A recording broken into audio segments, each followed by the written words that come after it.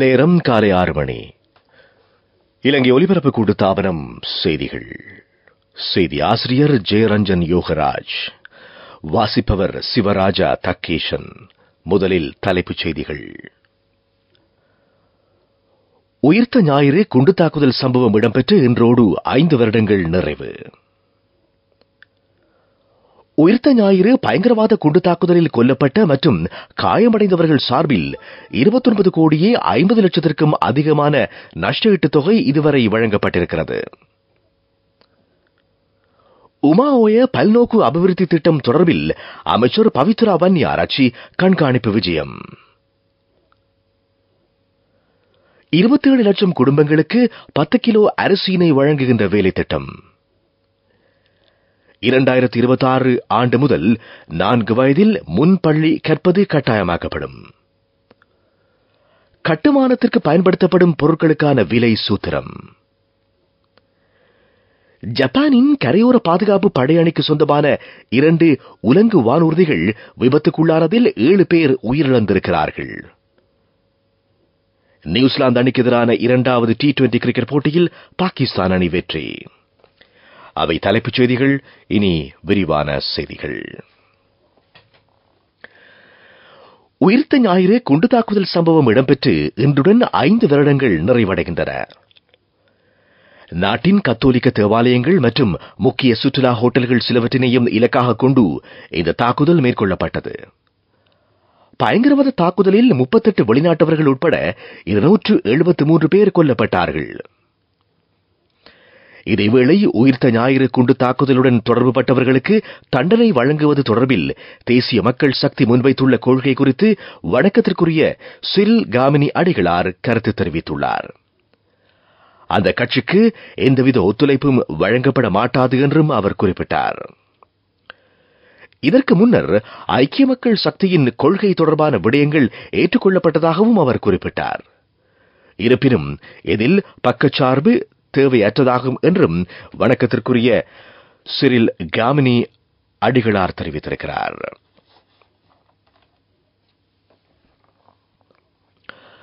உயிர்த்த ஞாயிறு பயங்கரவாத குண்டு தாக்குதலில் கொல்லப்பட்ட மற்றும் காயமடைந்தவர்கள் சார்பில் 29 கோடியே 50 லட்சத்திற்கும் அதிகமான நஷ்ட ஈட்டுத் தொகை இதுவரை வழங்கப்பட்டதாக நஷ்ட ஈடு வழங்கும் அலுவலகத்தின் வருடாந்த அறிக்கையில் தெரிவிக்கப்பட்டிருக்கிறது. இதன் அடிப்படையில் கொல்லப்பட்ட மற்றும் காயங்களுக்கு உள்ளானவர்களுக்கு 27 கோடியே 37 லட்சத்து 47,000 ரூபாய் பகிர்ந்தளிக்கப்பட்டிருக்கிறது. அதேவேளை 17 கோடியே 52 லட்சத்து 69 ரூபாய் இந்த குண்டு தாக்குதலில் பாதிப்புக்குள்ளான சொத்துக்களுக்காக நஷ்ட ஈடாக வழங்கப்பட்டிருக்கிறது. மரணத்திற்கு உள்ளாகியவர்களுக்கு வைத்திய அறிக்கைகள் கிடைக்கும் வரை தற்காலிகமாக 10 லட்சம் ரூபாய் வழங்கப்பட்டு பின்னர் முழு தொகையும் வழங்கப்பட்டது. பாதிப்புக்குள்ளான சொத்துக்களுக்கு அரச காரியாலயத்தின் மூலம் சேத மதிப்பீட்டு பணிகள் மேற்கொள்ளப்பட்டு பின்னர் நஷ்ட ஈடுகள் வழங்கப்பட்டன. உமாஓய பல்நோக்கு அபிவிருத்தி வேலை திட்டம் எதிர்வரும் 24ஆம் தேதி மக்கள் பாவனைக்காக கையளிக்கப்படவிருக்கிறது. இதற்கான அனைத்து ஏற்பாடுகளும் பூர்த்தி செய்யப்பட்டிருப்பதாக அமைச்சர் பவித்ரா வன்னியாராச்சி தெரிவித்திருக்கிறார். ஜனாதிபதி ரணில் விக்ரமசிங்க மற்றும் ஈரான் ஜனாதிபதி இப்ராஹிம் ரைசி ஆகியோரின் தலைமையில் வேலை திட்டம் அங்குரார்ப்பணம் செய்யப்படவிருக்கிறது. உமாஓய பல்நோக்கு அபிவிருத்தி திட்டம் தொடர்பில் அமைச்சர் கண்காணிப்பு விஜயம் ஒன்றினை மேற்கொண்டிருந்தார். டயபரா மற்றும் புகழ்புல நீர்த்தேக்கங்களுக்கு சென்ற அமைச்சர் அதன் பணிகளையும் பார்வையிட்டார். இதனை அடுத்து அல்ல கருதுகொள்ள பிரதேசத்தில் உள்ள உமாஓய நீர்மின் உற்பத்தி ஆலைக்கும் அவர் பயணித்தார். 120 மெகாவாட் மின்சாரம் இதனூடாக உற்பத்தி செய்யப்படும். இதேவேளை மொனராகலை மற்றும் பதுளை ஆகிய மாவட்டங்களில் சுமார் 15,000 ஏக்கர் வயல் நிலங்களுக்கு சிறு மற்றும் பெரும்போகங்களில் நீரை விநியோகிப்பதற்கும் உமாஓய வேலை திட்டத்தினூடாக சந்தர்ப்பம் கிடைக்கும். கடந்த 2010ஆம் ஆண்டு உமாஓய பல்நோக்கு அபிவிருத்தி திட்டத்தின் நிர்மாண பணிகள் உத்தியோகபூர்வமாக ஆரம்பிக்கப்பட்டன. இதற்கென 514 மில்லியன் அமெரிக்க டாலர்கள் செலவிடப்பட்டுள்ளமை குறிப்பிடத்தக்கதாகும். 4 வயதிற்குட்பட்ட அனைத்து குழந்தைகளுக்கும் முன்பள்ளி கட்டாயமாக்கப்படும் என்று கல்வி மறுசீரமைப்பு தொடர்பான நிபுணர் குழுவின் பேராசிரியர் குணபால நாணயக்கார தெரிவித்திருக்கிறார். இதன்படி 2026 ஆண்டு முதல் பாடசாலையின் முதலாம் ஆண்டுக்கு முன்னர் 4 வயதில் முன்பள்ளி கற்பது கட்டாயமாக்கப்படும் என்று அவர் குறிப்பிட்டிருக்கிறார். முன்பள்ளி முறைமையினை முறைமைப்படுத்துதல் மற்றும் அரசாங்க ஒழுங்குமுறையின் கீழ் கொண்டு வருகின்ற வேலை திட்டத்தின் கீழ் செயற்படுவதாக அவர் குறிப்பிட்டிருக்கிறார். தற்போது பெரும்பாலான முன்பள்ளிகள் தனியார் துறையின் கீழ் இயங்கி வருகின்றன.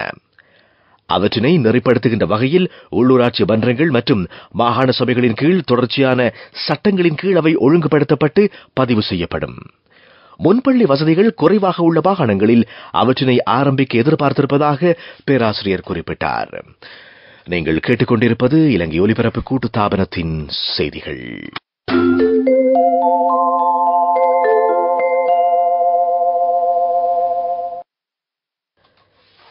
இஸ்ரேல் ஈரான் மோதல் இந்த நாட்டின் பொருளாதாரத்தை பாதிக்கும் என்று பேராசிரியர் சுனந்த மத்தும பண்டார தெரிவித்துள்ளார்.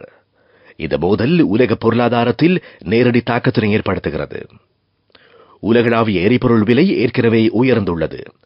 இது நாட்டின் பல்வேறு துறைகளில் பாதிப்பினை ஏற்படுத்தும் என்று பேராசிரியர் சுட்டிக்காட்டியிருக்கிறார்.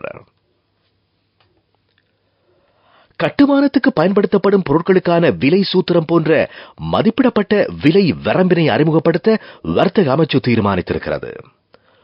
இதன் மூலம் அதிக விலைக்கு பொருட்கள் விற்பனை செய்யப்படுவதனை தடுக்க முடியும் என்று எதிர்பார்க்கப்படுகிறது. விலை சூத்திரத்தில் இரும்பு மற்றும் அது தொடர்பான பொருட்கள் மற்றும் மின்சார வயர்கள் உள்ளிட்ட துணை பொருட்களும் உள்ளடக்கப்படவிருக்கிறது.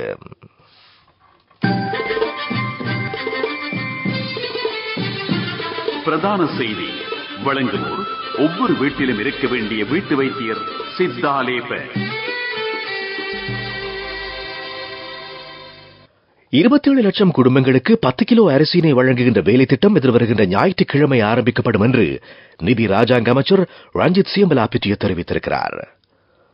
ஏப்ரல் மற்றும் மே மாதங்களுக்காக அவர்களுக்கு இவ்வாறு அரிசி வழங்கப்படும்.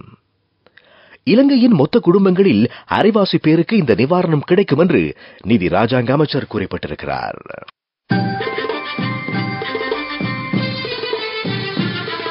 பிரதான செய்தி வழங்கியோர் ஒவ்வொரு வீட்டிலும் இருக்க வேண்டிய வீட்டு வைத்தியர் சித்தாலேபன். உங்கள் கவனத்திற்கு நேர அட்டவணைக்கு அமைய 18 நீர் வழங்கல் பிரிவுகளுக்கு நீர் விநியோகிக்க நடவடிக்கை எடுக்கப்பட்டிருப்பதாக தேசிய நீர் வழங்கல் மற்றும் வடிகாலமைப்பு அதிகார சபை தெரிவித்தது. குறிப்பிட்ட பகுதிகளில் நிலவுகின்ற வறட்சியான காலநிலை காரணமாக இந்த நடவடிக்கை எடுக்கப்பட்டிருப்பதாக தேசிய நீர் வழங்கல் மற்றும் வடிகாலமைப்பு அதிகார சபையின் பிரதி பொதுமாமையாளர் அனோஜா கழுவாராய்ச்சி தெரிவித்துள்ளார். கண்டி மாவட்டத்தின் உலப்பன, பாரதிக்க, தொழுவ, கம்பலவத்த, புசல்லாவ, அங்கும்புர, மாரஸ்தன்ன, மெததும்பர, குண்டசாலை ஆகிய பகுதிகளுக்கு நேர அட்டவணைக்கு அமைய நீர் விநியோகிக்கப்படவிருக்கிறது. மாத்தளை மாவட்டத்தின் புசல்ல பகுதியிலும் நுவரெலியா மாவட்டத்தின் ஹட்டன், கொட்டகல, ராகல, ரிக்கில்லகஸ்கட, மாத்தறை மாவட்டத்தின் ஊருபொக்க, ரதம்பல மற்றும் மொராகல மாவட்டத்தின் சூரியார் ஆகிய பகுதிகளிலும் இவ்வாறு நேர அட்டவணைக்கு அமைய நீர் விநியோகம் முன்னெடுக்கப்படவிருக்கிறது. உலகச் செய்திகள்.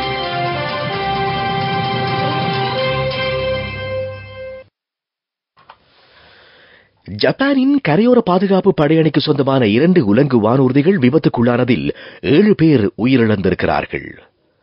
பசிபிக் சமுத்திரத்தின் ஈசு எனும் தீவு தொகுதியில் பயிற்சிக்காக சென்ற உலங்கு வானூர்திகளே இவ்வாறு விபத்துக்கு உள்ளாகியிருக்கின்றன. இவற்றில் பயணித்த ஒருவர் காப்பாற்றப்பட்டிருக்கிறார். 2 வானூர்திகளும் பலத்த சேதத்திற்கு உள்ளாகியிருக்கின்றன. 2 வானூர்திகளிலும் தலா 4 பேர் வீதம் மொத்தமாக 8 பேர் பயணித்திருக்கிறார்கள். மீட்பு பணிகள் தொடர்ந்தும் இடம்பெற்று வருகின்றன. காசாவில் வெப்பநிலை அதிகரித்திருக்கிறது. இதன் காரணமாக நோய் பரவுகின்ற அபாயம் ஏற்பட்டிருப்பதாக பலஸ்தீன அகதிகளுக்கான நிவாரண அமைப்பு தெரிவித்திருக்கிறது. நோய் பரவல் ஆகியவை குறித்த அச்சம் நிலவுவதாக அமைப்பின் இயக்குனர் ஸ்காட் ஆண்டர்சன் தெரிவித்திருக்கிறார். போக்குவரத்து நெரிசலினால் அனைத்து பணிகளும் மெதுவடைந்திருப்பதாகவும் அவர் குறிப்பிட்டார். உணவு, நீர், இப்போது நிழல் என்று மக்கள் தேடலில் மூழ்கியிருப்பதனை அவர் சுட்டிக்காட்டியிருக்கிறார். நுழம்பு பெருக்கத்தினை கட்டுப்படுத்தவும் இடங்களை தூய்மைப்படுத்தவும் வேலைகள் நடைபெறுதல் வேண்டும் என்று வலியுறுத்தப்பட்டிருக்கிறது. நீர், சுகாதாரம் போன்ற செயல்முறைகளை ஒட்டுமொத்தமாக மேம்படுத்துகின்ற முயற்சிகளும் தொடரப்படுதல் வேண்டும் என்று அமைப்பின் இயக்குனர் தெரிவித்திருக்கிறார். அபிவிருத்தி செய்திகள்.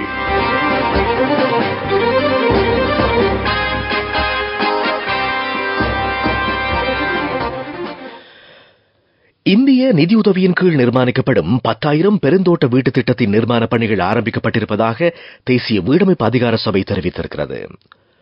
6 மாவட்டங்களின் பெருந்தோட்ட பகுதிகளில் இந்த வீடுகள் நிர்மாணிக்கப்படவிருப்பதாக அதன் தலைவர் ராஜீவ் சூர்யாராச்சி தெரிவித்திருக்கிறார். ஒரு வீட்டிற்கு 28 லட்சம் ரூபாய் செலவிடப்படவிருக்கிறது.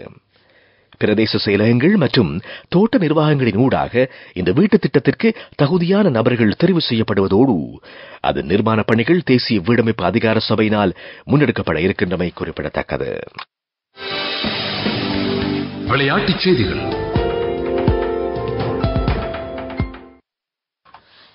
ஐபிஎல் சுற்றுத்தொடரின் 35வது போட்டியில் சன்ரைசர்ஸ் ஹைதராபாத் அணி 67 ஓட்டங்களினால் வெற்றி பெற்றிருக்கிறது. டெல்லியில் இடம்பெற்ற போட்டியில் டெல்லி கேபிட்டல்ஸ் மற்றும் சன்ரைசர்ஸ் ஹைதராபாத் அணிகள் மோதின. முதலில் துடுப்படுத்த ஆடிய ஹைதராபாத் அணி 20 ஓவர்களில் 7 விக்கெட்டுகளை இழந்து 266 ஓட்டங்களை பெற்றது. 267 ஓட்டங்கள் என்கின்ற வெற்றி இலக்கினை நோக்கி துடுப்படுத்த ஆடிய டெல்லி கேபிட்டல்ஸ் அணி 19.1 ஓவர்களில் சகல விக்கெட்டுகளையும் இழந்து 199 ஓட்டங்களை மாத்திரம் பெற்று தோல்வி அடைந்தது. சுற்றுத்தொடரின் இன்றைய போட்டியில் 2 போட்டிகள் நடைபெறவிருக்கின்றன. முதல் போட்டியில் Kolkata night Riders Royal Challengers Bengaluru அணிகள் மோதவிருக்கின்றன. போட்டி பிற்பகல் 3 மணிக்கு ஆரம்பமாகும். இரண்டாவது போட்டியில் பஞ்சாப் கிங்ஸ் குஜராத் டைட்டன்ஸ் அணிகள் மோதவிருக்கின்றன. போட்டி இரவு 7:30 ஆரம்பமாகும். இதேவேளை சுற்றுலா நியூசிலாந்து அணிக்கும் பாகிஸ்தான் அணிக்கும் இடையிலான 2வது T20 கிரிக்கெட் போட்டியில் பாகிஸ்தான் அணி 7 விக்கெட்டுகளினால் வெற்றி பெற்றிருக்கிறது. 91 ஓட்டங்கள் என்கின்ற வெற்றி இலக்கினை நோக்கி துடுப்படுத்த ஆடிய பாகிஸ்தான் அணி 12 ஓவர்களில் 3 விக்கெட்டுகளை இழந்து 92 ஓட்டங்களை பெற்று வெற்றி பெற்றது. துடிப்பான யூத்திற்கு லைஃபில் சேஞ்சுக்கு சரியாக செட் ஆகும். கண்கள் மூடி கண்ட கனவுகள் நிறைவேற யூத்திற்கு செட் ஆகும் ஃப்ரெண்ட்ஷிப் இதுதானே. NSBI இத்துரு வித்துரு அக்கவுண்ட் ட்ரீம் நிறைவேற சரியான பிளான். வர்த்தக செய்தி அனுசரணை. தேசிய சேமிப்பு வங்கி உங்கள் பணத்திற்கு பாதுகாப்பான இடம். இலங்கை கைத்தொழில் அபிவிருத்தி சபையும் மத ஸ்ரீலங்காவும் இணைந்து சிறிய மற்றும் நடுத்தர அளவிலான தொழில் முயற்சியாளர்களின் அபிவிருத்திக்கான ஒப்பந்தம் ஒன்றினை மேற்கொண்டிருக்கிறார்கள். மத ஸ்ரீலங்கா திட்டத்தின் சிறிய மற்றும் நடுத்தர அளவிலான தொழில் முயற்சியாளர்களின் உற்பத்தி கைத்தொழில் அபிவிருத்திக்காக இலங்கை கைத்தொழில் அபிவிருத்தி சபைக்கு பூரண ஆதரவை வழங்குவதற்கான புரிந்துணர்வு ஒப்பந்தம் கைச்சாத்திடப்பட்டிருக்கிறது. வர்த்தக செய்தி அனுசரணை. தேசிய சேமிப்பு வங்கி உங்கள் பணத்திற்கு பாதுகாப்பான இடம். துடிப்பான யூத்திற்கு லைஃபில் சேஞ்சுக்கு சரியாக செட் ஆகும். கண்கள் மூடி கண்ட கனவுகள் நிறைவேற யூத்திற்கு செட் ஆகும் ஃப்ரெண்ட்ஷிப் இதுதானே. NSBI இத்துரு வித்துரு அக்கவுண்ட் ட்ரீம் நிறைவேற சரியான பிளான். பொருளாதார செய்திகள். வாகனங்களை இறக்குமதி செய்வதற்கு அரசாங்கம் அனுமதி வழங்கினால் பயன்படுத்திய வாகனங்களை இறக்குமதி செய்வதற்கு முன்னுரிமை வழங்கப்பட வேண்டும் என்று இலங்கை வாகன இறக்குமதியாளர்கள் சங்கம் தெரிவித்திருக்கிறது. பயன்படுத்தப்பட்ட வாகனங்களை இறக்குமதி செய்தால் புதிய வாகனங்களை விட குறைந்த விலையில் அதனை வழங்க முடியும் என்று இலங்கை வாகன இறக்குமதியாளர்கள் சங்கம் வலியுறுத்தியிருக்கிறது.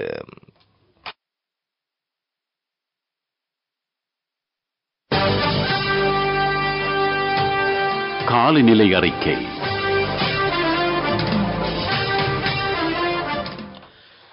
நாட்டின் மேல் சப்ரகமுவ மத்திய மற்றும் வடமேல் மாகாணங்களிலும் காலி மற்றும் மாத்தறை மாவட்டங்களிலும் பல இடங்களில் மழை அல்லது இடியுடன் கூடிய மழை பெய்யக்கூடிய சாத்தியம் காணப்படுவதாக வளிமண்டலவியல் திணைக்களம் தெரிவித்திருக்கிறது.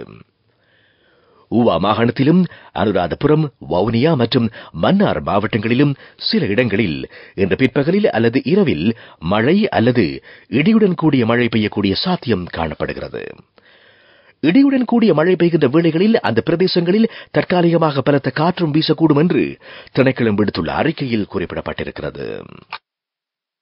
அது காலநிலை அறிக்கை. இனி மீண்டும் தலைப்புச் செய்திகள்.